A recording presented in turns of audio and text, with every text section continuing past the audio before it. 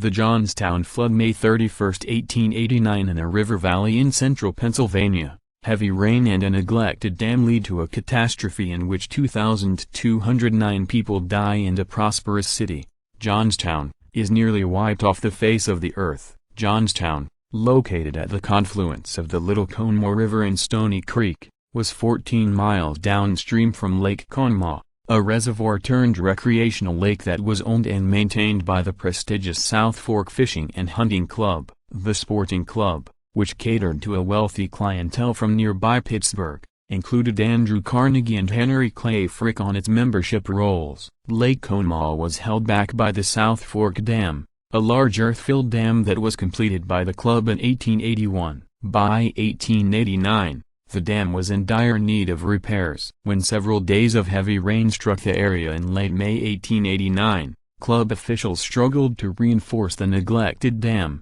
which was under tremendous pressure from the swollen waters of Lake Conemaugh. The dam began to disintegrate, and on May 31 the lake's water level passed over the top of a dam. Realizing that the dam's collapse was imminent, club officials sent riders down the valley to evacuate area residents. However, flooding was a familiar occurrence in the valley, and few Johnstown residents heeded the riders' desperate warnings. Most just took the same simple precautions they did when Little Conemaugh River flooded.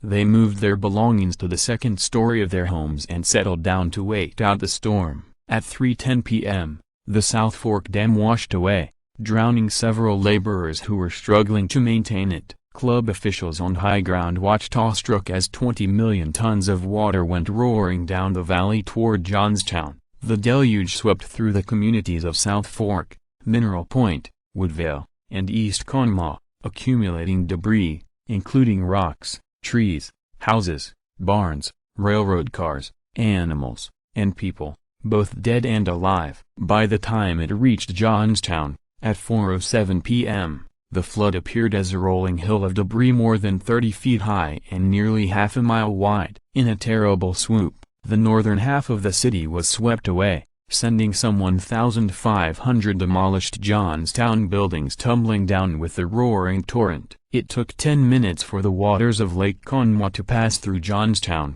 and 2,000 people were drowned or crushed in the torrent. A few survivors were washed up along with numerous corpses several miles down the valley. At the old stone bridge in Johnstown, debris piled 40 feet high caught fire, and some 80 huddled survivors of the flood perished in the flames. A total of 2,209 died as a result of the disaster. Among the survivors of the calamity, there was scarcely an individual who had not lost a friend or relative in the Johnstown flood. Despite the great scale of the tragedy, reconstruction of the devastated community began almost immediately, and Clara Barton and the American Red Cross constructed shelters for homeless residents while well-wishers around the country sent tons of relief supplies. The South Fork Fishing and Hunting Club was widely criticized for its failure to maintain the South Fork Dam, but no successful lawsuits were ever brought against the organization.